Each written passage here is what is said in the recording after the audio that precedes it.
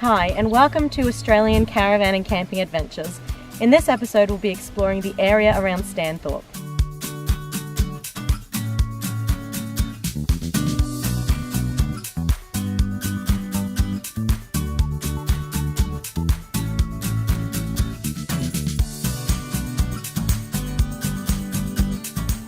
Making our way down the dusty dirt roads with the caravan in tow is exactly how we like to make the most of a long weekend.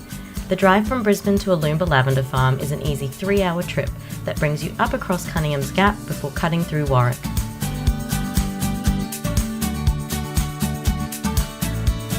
"15 minutes east of the city of Stanthorpe, an organised array of Alumba lavender bushes spread across 6 acres of a 4,000-acre cattle property.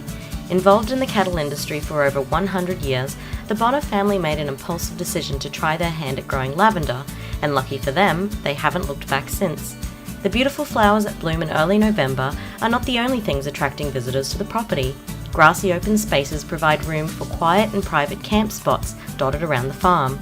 One night on an unpowered campsite is $15 per 2 people, which also gives you access to toilets and hot showers. If you're looking for a peaceful camp spot and some warm country hospitality, then Alumba Lavender Farm is definitely the place for you. If you're wanting to escape the Queensland heat without driving interstate, then Stanthorpe is where you want to be. Established in the 1870s by tin miners, the small city of Stanthorpe holds a population of about 5,500. Locals thrive on the tourism brought about by the variety of produce, ranging from apples to figs, and the full-bodied wine from vineyards situated along the granite belt.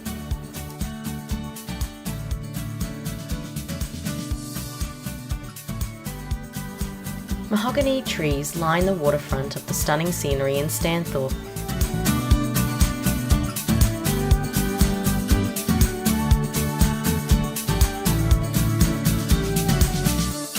The crisp air and warm autumn colours make the Rotary Park a beautiful and enjoyable place to have a picnic or a run around with the kids.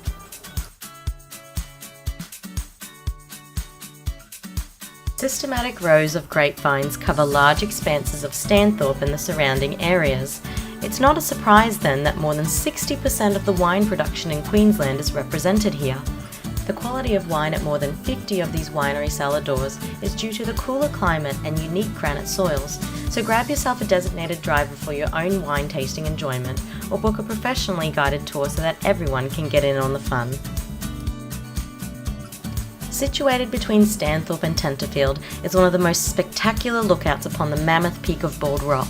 Rising around 1,300 metres above sea level, the picturesque view from the top of the granite dome gives you the illusion that you're standing on top of the world.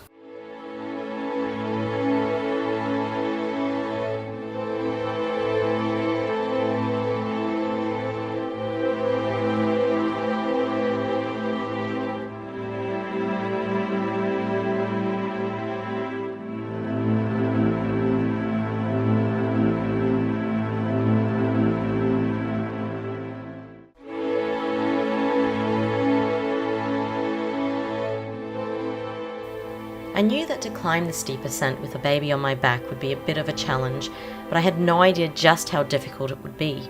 About halfway up the rock I started to regret my decision, but there was no way I could turn around without losing balance and toppling back down to the bottom. There was only one way out of this, and that was to keep moving forward. Taking a couple of breaks and pushing through the burning in my calves, I kept putting one foot in front of the other until we finally made it to the top.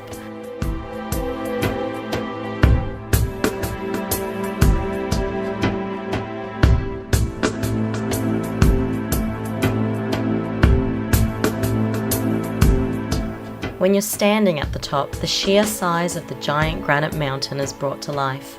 Breathing in the cool air as you look out at the panoramic view makes the struggle to the top all the more worthwhile.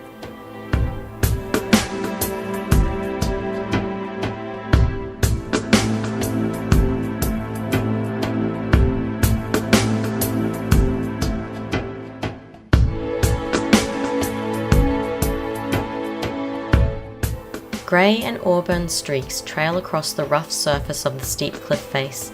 247 million years ago, a giant mass of molten magma forced its way up against metamorphic and sedimentary rock to create the largest exposed granite surface in Australia.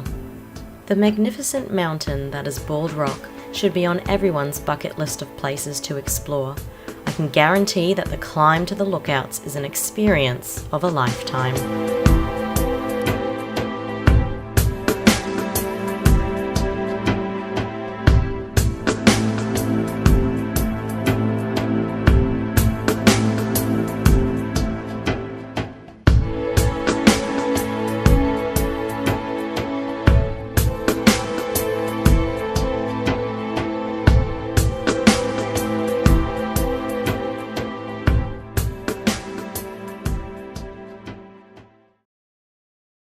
As you walk up the track, you'll see some extremely large granite formations. Inselberg is the correct terminology for these balancing boulders, tors and domes. This includes Bald Rock itself. It's worthwhile packing an extra layer of clothes, as the top can get a little bit chilly when it gets a bit windy. Due to the cracks in the rock formation brought about by years of weathering, lush vegetation is able to take hold of the accumulated soil and thrive as a result of the natural minerals found in this environment. There are two options for climbing Bald Rock. One is this nice moderate bushwalk, and the other, if you're up for a challenge, is directly up or down the face of the rock.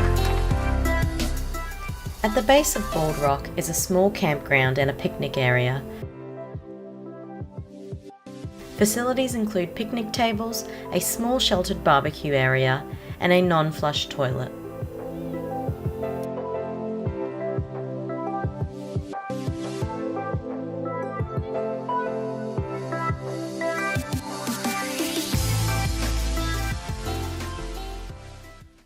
Here we are at the Girraween National Park.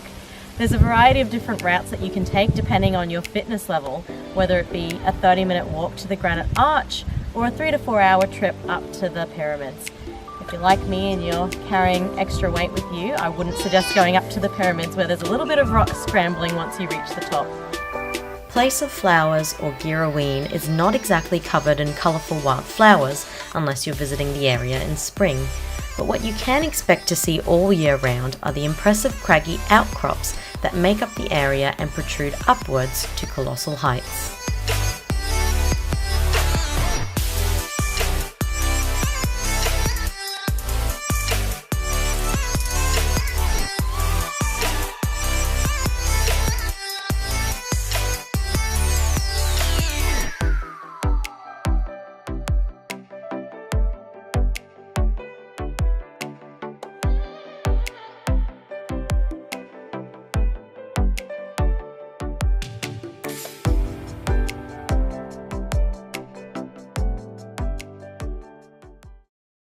Long weekends are never long enough, but it was time to say goodbye to Alumba Lavender Farm and their friendly farm dogs.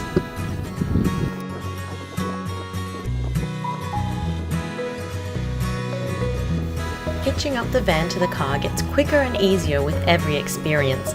Matt's even managed to reverse the tow ball directly under the tow hitch in one go, without assistance.